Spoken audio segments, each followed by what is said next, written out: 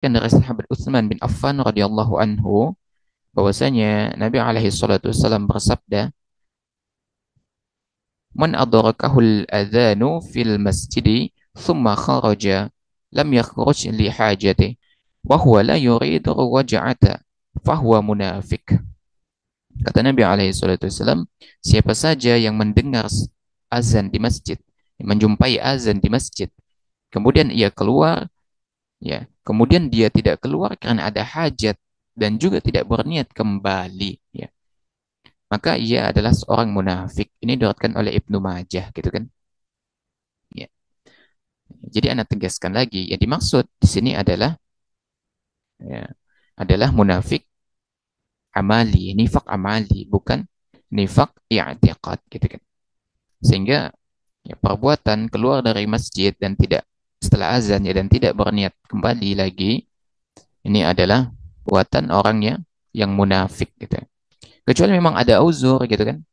Karena kita perhatikan di Indonesia ini juga ada sebagian masjid yang berada di atas laut, gitu ya.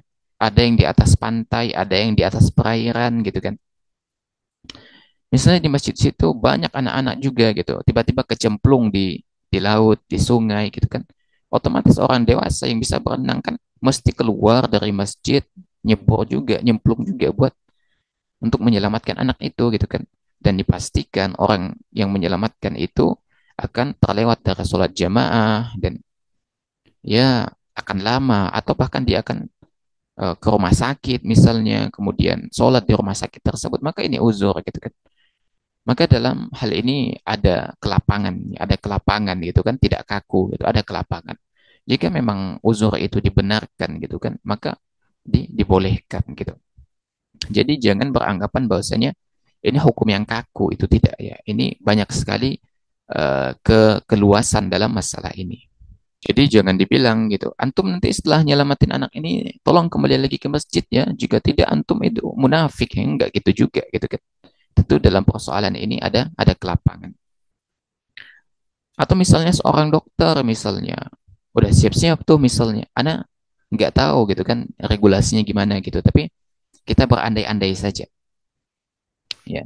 Kalau nggak sama dengan realitanya pun ya afwan, gitu kan, karena kita berandai-andai saja. Pun kalau misalnya gitu kan, ada seorang dokter misalnya sudah siap-siap nih, dia satu-satunya dokter di rumah sakit itu untuk menangani masalah tertentu, akan sholat berjamaah misalnya. Tiba-tiba ada salah satu perawat datang nyamperin setelah azan tuh, ya, dok, nih ada pasien gawat darurat gitu, perlu penanganan segera gitu. Dokter itu keluar dari masjid untuk menangani pasien itu.